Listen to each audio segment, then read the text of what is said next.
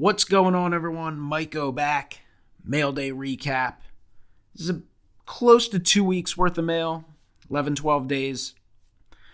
And it's just a variety of stuff. It's all going to be Phillies cards for the Phillies PC, some stuff I've picked up.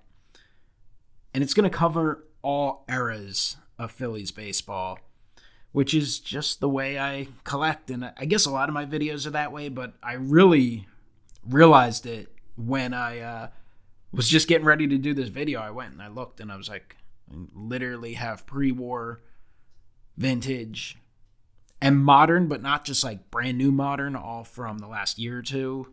Like some stuff from the 90s and 2000s, and of course, brand new products as well. So let's take a look at some of my recent pickups for the Phillies collection. For those who are watching, most of you know, obviously, huge Phillies collector, but a collector of everything baseball, and super excited for the World Baseball Classic coming up, and of course, opening day. We're getting close. We're literally getting to a point where we're only weeks away. So it is super fun and super exciting. All right, so let's take a look real quick. We got some old stuff. We got some newer stuff. We'll look at this one first, just the biggest card, not in terms of value, not in terms of big part of the collection, but in terms of physical size. You see the big holder here. This is a 1947 to 66 exhibits. Jim Constanti in an EX5. Constanti was actually a National League MVP, was a big-time member of the 1950 Phillies pennant-winning team. So I thought it was a nice little example to pick up. Fairly cheap. Probably, I want to say, about $15 or so. Some of these other cards, a little bit more than that for sure, but cool card there. And Constanti had some nice seasons for the Phillies, obviously, specifically that 1950 season. We're going to look at the two big cards to the right, and then we'll get through the other stuff. But first up here, we have a 1915 Cracker Jack Fred Luteris in A2. SGC 2, these Cracker Jacks look amazing in the SGC holders. This is a pretty damn nice 2. I mean, really great color there. And then you got the back. The back looks nice too. Obviously, there's a mark right there and some rounding on the corners and all that stuff. But, I mean, the clarity is excellent. Luteris was a first baseman, so he was the first baseman for the 1915 pennant-winning Phillies. The first ever National League championship for the Phillies organization.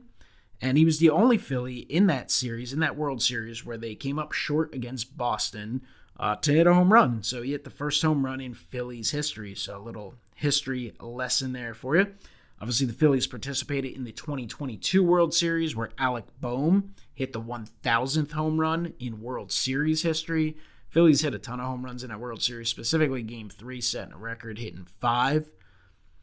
But Luteris was the first Philly to ever hit a home run, so pretty cool little pickup for the collection there, and just the card looks excellent, looks really, really nice. So happy to add that. Always happy to pick up a Cracker Jack. Whenever you can pick up a Cracker Jack, it's a good day. And I suggest collectors out there to maybe explore the set a little bit. You can pick some up at okay prices. They're not really cheap, but you can find them at affordable prices if you look. Maybe it's just a guy from the state or city or town you're from. Maybe it's a guy from your favorite team. It doesn't have to be a huge player. There's some huge ones that I would love to get, but those ones definitely get very, very pricey. All right, next up, here's an all-time Phillies great and one of the all-time pitchers. This is a 1917 Boston Store, Grover Alexander. So you got Grover Cleveland Alexander, and it is an A for authentic. It's definitely altered, certainly trimmed. Not all that well either. I'm sure done by a kid back in the day, but Grover Cleveland Alexander. He was a pitcher for the 1915 Phillies, Hall of Famer. Pitched for the Phillies, the Cardinals, the Cubs.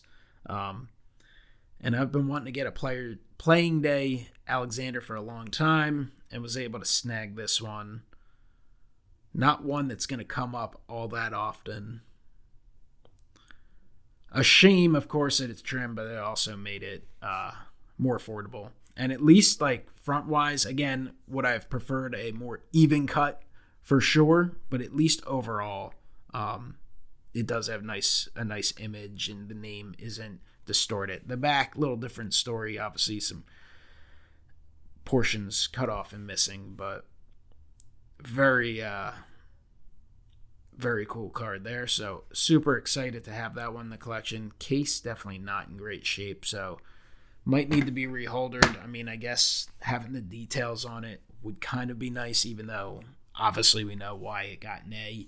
There are other cards that the A for authentic or altered can be misleading for, non everyday, non-educated collectors. This one, pretty evident. All right, let's take a look at some of the cheaper stuff, the cheaper pickups.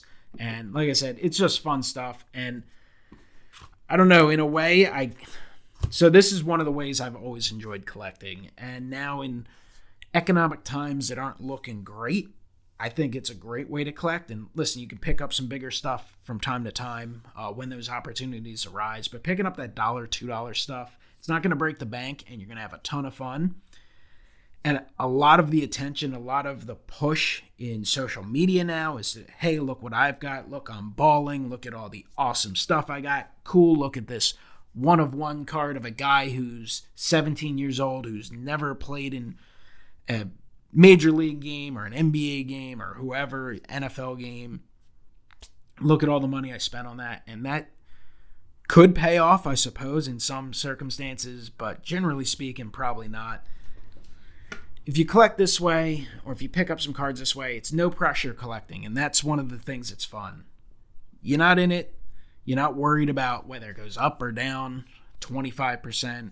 You're not putting out a ton of money, but you are enjoying great memories, nostalgia, and enjoy collecting what you enjoy the most. And it doesn't mean you can't enjoy collecting players from other teams or other sports or breaking stuff or whatever, but there's just different things that mean, I guess, a little bit to other people. And for me, the Phillies, when I'm collecting Phillies, when I'm picking up Phillies, while I'm enjoying the hobby portion of the Phillies stuff, I'm anticipating an upcoming season. I'm reflecting on an incredible postseason run from last year. Maybe I'm thinking about the run from 15 years ago where they won a championship and the people and the places I were, and it kind of connects. It connects to my friends in the hobby who also collect Phillies. It connects to family members who may not be part of the hobby, but it still makes me think of different moments and different times with them. So that's just one of the things that makes it great.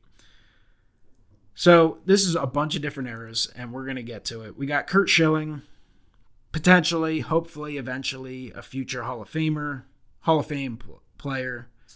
Hasn't gotten in. Talk a little too much, I guess. But if you look at the numbers, 3,000 strikeouts, what he did in the postseason, certainly should be in. This is a Class 2 from Gold Label. Gold Label is such a great-looking set. I know it's one of the sets not coming back in 2023 from Topps. Old school Gold Label, amazing. The Gold Label of the last 5 years, not quite as nice. They have a decent look. Their autographs are nice. Would love to see this portion of a product come back at some point. Maybe even as an insert run. I'd be cool with that. But like this thicker stock. But Curt Schilling, he was from those mid-90s teams, which had a lot of really good players, but really no depth, and they were some bad teams. Here's Randy Wolf. Who to watch insert from Fleer Tradition. Just a cool-looking insert. Randy Wolf was a good pitcher. Made an all-star game as a Philly. Pitched a long time. Ended up pitching like 15 years for a bunch of different teams. Pitched on some Dodgers teams that made some playoff runs. But Randy Wolf, I remember what a fan favorite he was. The Wolf Pack in Philadelphia. Growing up, going to games with my siblings. I remember my brother got a ball. Randy Wolf threw a ball to him. I think it was a complete game shutout he threw too. And then my brother got it signed at the Phillies ALS Festival. And he was like talking to Randy Wolf. And he's like, oh yeah, you threw this to me. It was from your game where you threw it. And he was really interactive. So it's fun picking up cards like that. and it's, not going to be an expensive card. We got a Scott Rowland here from EX. Looks like exciting insert. Scott Rowland. Another guy from those mid-90s teams. Won Rookie of the Year as a Philly in 1997. Had 6 really strong seasons. Things didn't work out long-term for him in Philadelphia, but obviously had an incredible career as he was recently elected to the Major League Baseball Hall of Fame. Amazing player. We got a Jim Thome comic. This is from Bazooka. Belts his 400th home run. So I was at that game, and it was delayed by rain. He hit the home run early and ended up being delayed, and it borderline could have ended up not being an official game. I think I was there with, I think my dad might have been at the game and some my younger siblings at the time, and I think I ended up also having friends who were at the game, and I ended up getting a ride back with them. I don't think everyone stayed because it went so late. If I remember right, this game ended at 2, 3 in the morning, something crazy, but super cool pickup. Got an Andy Ashby. This is a Reading Phillies card from the late 80s, 1986 Pacific trading cards. Reading Phillies, Andy Ashby, 2-time Philly, came up with the Phillies early in his career, ended up getting traded away, had some really good years in San Diego with the Padres. Phillies reacquired him, didn't work out well, and he famously flipped off the fans as he got booed off the mound towards the end of his tenure in Philadelphia. So, hey, there's many reasons to collect. Sometimes it's a guy who flips the fans off. Other times it's, the best shortstop in franchise history who is going to be on the Hall of Fame ballot for a while, and we'll see if he ends up eventually getting in or doesn't. There's some arguments for and there's some arguments against, but Jimmy Rollins, either way, is a Phillies future Wall of Famer. He's a world champion with the Phillies and just had an incredible run. This is his refractor from 2003 Topps Finest. I like this year's Finest. I think the cards look great. Not the best in terms of refractors because the shine just isn't there as much, but cool looking card there. Is a Chase Utley Triple Threads, numbered 249. A lot of debate on Chase Utley as well. He will be eligible for the Hall of Fame next year. It'll be interesting to see how he does. Sabermetrics people love him. The compilers dislike him. He is an absolute fan favorite, one of the all-time most popular Phillies in franchise history, but he's also hated by some fan bases like the New York Mets. So we'll see how he does Hall of Fame-wise, but he was an incredibly good player. He was a better player than some guys who have gotten in the Hall of Fame at second base. Did not do it as long, and injuries definitely derailed his career numbers-wise for sure, but he still made a huge impact. His Dodgers days, super popular with the Dodgers, even though he was never even close to the same player with the Dodgers as he was early in his Phillies career. So be interesting to see what happens to him. Bryce Harper, this is from Topps Pristine. Nice Bryce Harper card. Pure Power. In the powder blues that the Phillies used to wear in the 70s and 80s. Now they wear them at home games, Throwback Thursdays. A lot of people push for them to make that their permanent uniform. I disagree. I like it in the way they're using it now. I like that they wear it, but I actually personally think the current home whites with red pinstripes that they've worn for the last 30 years are their best uniforms. That doesn't mean I don't like those uniforms. I very much like those uniforms for sure, but I love the home whites for sure, and I like the red in terms of that. The road grays, not as exciting. This is from Topps Chrome Platinum Anniversary. I just picked these up. This is a gold wave to 50. Rafael Marchand, not like the most collectible Philly. He's only played a handful of games for the Phillies. Probably doesn't have much of a future in Philadelphia. Could be a really good catcher someday, but JT Realmuto is the catcher for the next several years for sure. But I will pick these up if I get them cheap enough or in a group. This, however, I'm looking to do the entire run. This is the X-Fractor of Richie Ashburn Very tough. You can get these sometimes pretty cheap, and other times you have to pay quite a bit. They were one per box, and it's a, what was it, 700 card set? Something ridiculous. Like, they're very tough to pull, and that's why you don't see them that often. But sometimes people will list them far too low, and you can snag them. But man, I like that X-Fractor. And obviously Ashburn, an all-time Philly great, Hall of Famer. Here's one of the all-time Philly fan favorites, John Kruk, and he's still a fan favorite as he's still part of the announcing crew. This is the Aqua Wave Kruk. Mesmerizing, different type of shine there. It's another Chase Utley on the Retro Finest. This is an insert from 2015 Topps Finest as they were celebrating the 95 set. These, I don't even know if they were one per box. Again, pretty big set. They were tough to grab, and the refractors, super hard. Here's the Topps black parallel of the Phillies postseason highlights. 2008 World Series. Phils win first title in 28 years. The black parallels in 2008 were a little different. It's not numbered like they ended up eventually being, but super cool. A lot of favorites there, a lot of members of the World Series team. You got Scott Air, you got Shane Victorino, of course, Lidge, Carlos Ruiz, Joe Blanton. So, super cool. It's another Scott Rowland insert, Grassroots. Pretty cool looking card. It's from Fleer Tradition. Do miss the days of multiple companies. It would be nice to have that again, but we'll see.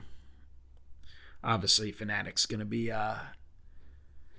doing stuff for a long time. Hopefully, they're able to maybe acquire some other licenses at some point to bring back some of these old brands. I think that would be kind of cool.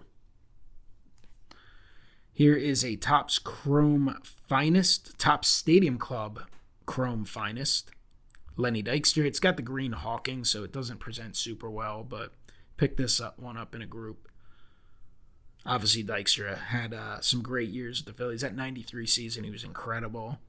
He was right there in the running, neck and neck with Barry Bonds for MVP. Like, that's how good of a year he had. This is a 2023 Topps. This is the Independence Day, numbered to 76. This is a checklist, but pretty cool. Reese Lightning after a walk-off win. And the red-white, the Independence Day parallels this year are missing blue, which is disappointing. I think it would look pretty cool if they would have had, even at the very least, some sort of blue trim. But the red and white, I mean, it makes the Phillies cards awesome. So would love to pick up some more Phillies from the set. If I get them at the right price at auction, I pick them up. And if not, then no big deal. Don't have to build a set or anything, but they're pretty cool looking. Here's a Panini Prism, Cliff Lee Silver. Again, tough cards to pull, but you can get them cheap when you find them. Here's a Topps Tribute, Robin Roberts, serial numbered out of 399. And that old school Phillies uni. There's a vintage stock. The Aaron Nola, the vintage stocks are numbered to 99. This was following this one and tossed a bid in it, wound up winning it. Here's another Richie Ashburn. This is the Prism Refractor. I like the X-Fractors better than the Prism Refractors. The Prisms, though, I believe they had Prisms and Blue Prisms that were retail exclusive. I never opened any of the retail, but was able to pick this up. It's a nice Mike Schmidt World Series highlights from 1980. Mike Schmidt wins World Series MVP award. So a pretty cool piece of Phillies history there. Shout out Ray from Philly. Here's a Mark Appel Father's Day Powder Blue parallel. Powder Blue's numbered to 50. I actually want to pick up the Brandon Marsh in this, just because I think that's a cool kind of color match. The Powder Blue and Brandon Marsh in 2023 Topps, I believe, is the only Philly featured in the Powder Blue uniform. So I just think that would be a cool one to pick up. I think I only saw one so far, and it went for quite a bit. But Mark Appel, listen, he's never going to be an all-time Philly. Might not even make the team this year. He was re-signed as a minor league free agent. He's in camp with them. He's more than likely going to end up at AAA Lehigh Valley. Could make his way back to Philadelphia. Guy who was drafted back in 2013, number 1 pick, ended up being traded to the Phillies in the Ken Giles trade, and has been in the minors, stepped away from baseball for a few years, got himself right, and has come back and he's performed pretty well in the minors and pitched pretty well in his brief stint in Philadelphia, but just like a great story, and listening to his interviews and talking about, what he's overcome and such. I think he's a cool guy as a Phillies collector to have a couple examples in the collection, so I thought this was a neat one here. This is Zach Wheeler. This is a rose gold refractor from Finest Flashbacks. I'm a huge Finest Flashbacks fan. This one's numbered to 15. Zach Wheeler stuff is dirt cheap. I get it. He's a pitcher. He's a really good pitcher, and he's an incredible free agent signing for the Phillies. He's been very, very good. Again, helped pitch them to the pennant. So I'll always enjoy collecting them for sure, even if others don't. And then the final card here is some super crazy, awesome, old school shine, 2000 Topps Chrome, Paul Byrd. Sweet refractor. My goodness, the shine is incredible. 2000 Topps Chrome. So Paul Byrd, you can see here, he was a guy who, I believe he was a replacement player who ended up making the major leagues. So one of the few good things to come out of that 94 strike. Broke in with the Mets, had some early success. Was with the Braves for a while too, and then ended up on the Phillies. And as you can see, in 98 was really good for the Phillies. 99, I believe he was an all-star, and ended up having a tough second half, but was really good in the first half. I always found it really disappointing though, because he was named an all-star, but he did not appear in that game. And I always just thought, like, guys like him who go through a lot and find their way into the game, and it's an exhibition game, I always like to see them participate. But he got to have that experience and had, a few nice seasons in Philadelphia with the Phillies. So one of those guys that it's cool to have an example in the collection, especially when it's got incredible shine like that. So that's it for the video. I hope you guys enjoyed it. Got to see some super sweet cards, some stuff you're not going to see too often. That Grover Cleveland Alexander is tough to come by. Got a little history lesson with the Fred Luderus, and then just kind of a trip down my memory lane and some different guys from different eras of Phillies baseball. It's fun to collect. You always got to collect what you love what you collect, enjoy what you're collecting, enjoy the hobby as best you can, and appreciate you guys watching. I'll talk to you next time. Have a great one.